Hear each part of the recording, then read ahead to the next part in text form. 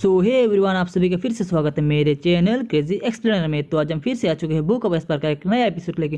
तो जिसने भी पिछले वाला एपिसोड नहीं देखा तो जाके पहले वो देख लीजिए, और जिसने भी देख लिया तो शुरू करते हैं आज का ए वाला एपिसोड। सो एपिसोड की स्टार्टिंग में हमें लीजो को दिखाया जाता है जो अपने मास्टर को कह रहा होता है मास्टर ज़ूफेन ग्रेवयार्ड में है, और ये सुनते ही वेनरेबल सी अपने सोल बॉडी को अपने असली शरीर से अलग करता है और सीधा ग्रेवयार्ड की तरफ निकल पड़ता है जहाँ ज़ूफेन मौजूद होता है।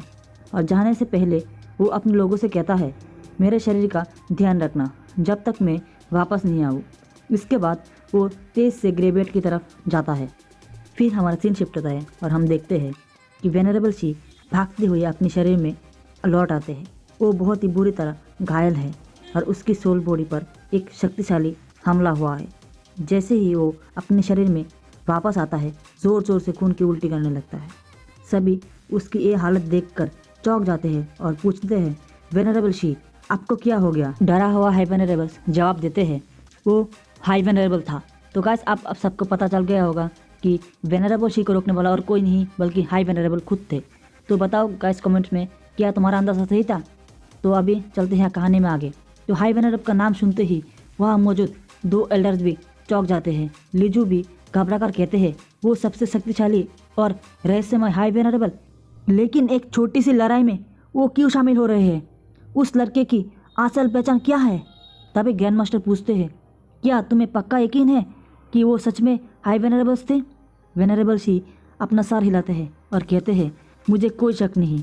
हाई वेनरेबल सी हमेशा अपने सोल फॉर्म में ही दिखते हैं, पर उनका ऑरा और शक्ति में कोई गलती कर नहीं सकता। ये वही थे। और ये सुनने के बाद तो ग्रैंड मास्टर सोच में पड़ जाते हैं और कहते हैं तो इसका मतलब हाई वेनरेबल्स को भी सब कुछ पता चल चुका है। वेनरेबल शी सर हिलाते हैं और कहते हैं पता नहीं, मैं उस लड़के तक पहुंच भी नहीं पाया कि हाई वेनरेबल्स ने मुझे रोक दिया। सिर्फ एक चेतावनी दी, इसी वजह से मैं अभी तक जिंदा हूँ। ग्रैंड मास्टर गहराई से सोचते हैं और कहते हैं क्या इसका मतलब ये होए कि हाई वेनरेबल्स सेक्टर को किसी बड़े विनाश से बचाना चाहते हैं। वेनरेबल शी हाँ में जवाब देते हैं हाँ मुझे भी यही लगता है, पर जितने भी शक्तिशाली हाई वेनरेबल हो हम इतनी आसानी से पीछे हटने वाले नहीं हैं। उन्होंने हमेशा कॉज एंड इफेक्ट का ध्यान रखा है और इसीलिए वो बिना वजह हम पर हमला नहीं करेंगे। हमें बस उन्हें और भड़काने से बचाना होगा। लीजू जो कि अब बहुत ही ज़्यादा चिंता में होता है और पूछता है मास्टर इसका मतलब क्या हम उस लड़के को मार नहीं सकते। तभी सीन शिफ्ट होता है और हमें हाई वेनरेबल्स जो कि गहरी चिंता में साथ दिखाई देते हैं। वो कहते हैं क्या तुम मेरी हालत देख नहीं सकते, हम उस लड़के को हाथ भी नहीं लगा सकते। फिर वो कहता है अब मुझे सेक्ट लीडर का पता लगाना पड़ेगा कि ये लड़का असल में है कौन, और हाई वेनरेबल्स को भी इसमें इतनी दिलचस्पी क्यों है। और ये सुनने के बाद लीजू और भी ज़्यादा परेशान हो जाता है और मनी मन में सोचता है ये लड़का इतना ज़्यादा स्ट्रेंज और अजीब होने के बाद भी हम इसे छू भी नहीं सकते। और इस सब कहने के बाद ही हमारा सीन यहाँ से चेंज होता है और हमें अगले दिन का सीन दिखाया जाता है जहाँ पर लीजू भागते हुए वेनरेबल शी के पास आता है और कहते हैं मास्टर सेक्ट लीडर ने क्या कहा है। तभी वेनरेबल शी बोलते हैं सेक्ट लीडर ने कैलोंग और यूलिंग को इनर डिसेपल में वापस लेने का कहा है। फिर ये सुनने के बाद लीजू तो और भी ज़्यादा हैरान हो जाता है। वेनरेबल शी आगे कहते हैं लेकिन वो पूरे टाइम तक ज़ूफेन के नाम पर बेवकूफ़ी करता रहा। वो सेक्ट लीडर चालाक लोमड़ी कुछ ना कुछ साजिश रच रहा है। फिर वो लीजू से कहता है लीजू तुम इस सब से दूर रहो, खासकर वो चालाक ज़ूफेन से।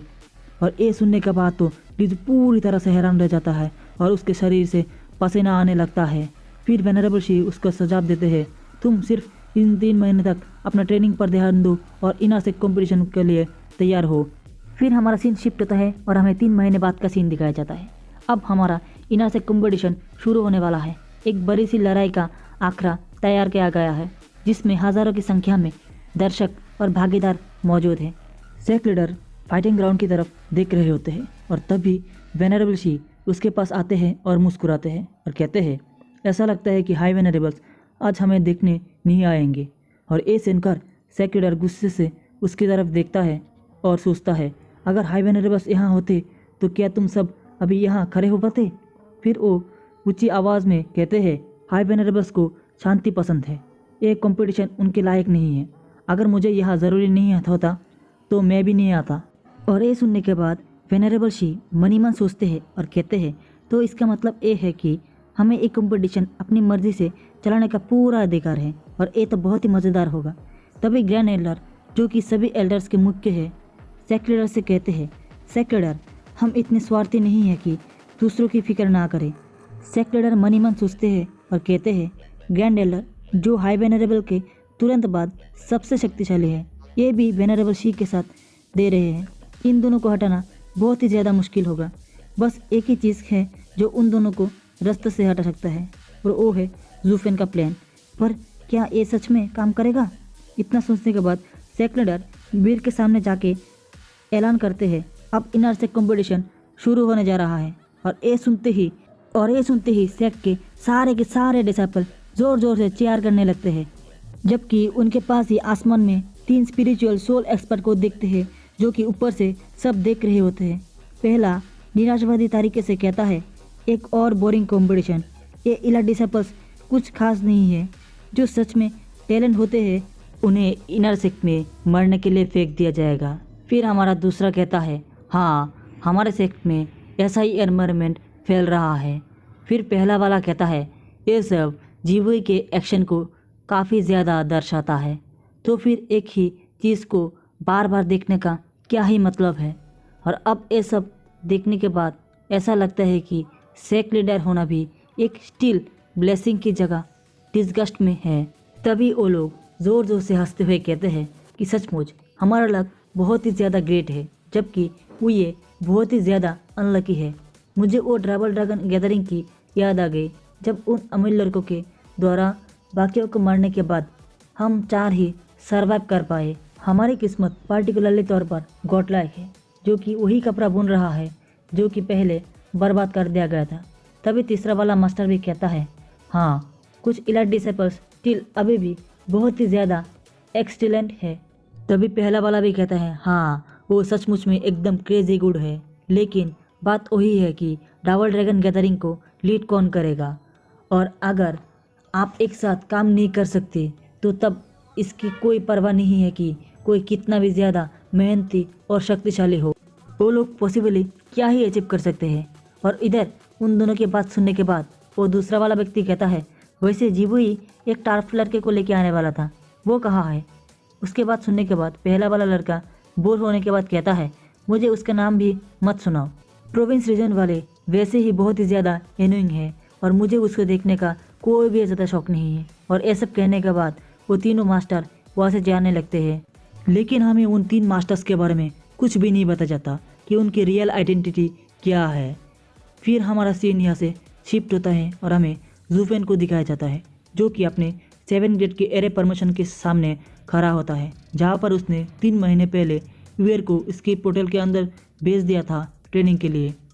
और अब कंपटीशन शुरू होने के साथ ही यूएर टेलीपोर्टेशन अरे के बाहर आती है।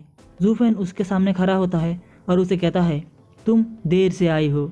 फिर वो एक बोतल निकालता है और उसको देता है और कहता है, जल्दी करो, ये लो और अपना काम पूरा करो। और इसी के साथ गाइस हमारा आज के वाले एपिसोड पूरी तरह से खत्म हो जाता है। वीडियो अगर अच्छी लगे वीडियो को लाइक कर दो, चैनल पे नहीं हो चैनल को सब्सक्राइब कर दो। वीडियो कैसा लगा गाइस प्लीज़ कमेंट कर देना। तो मिलते हैं एक नेक्स्ट वीडियो में। Bye bye guys.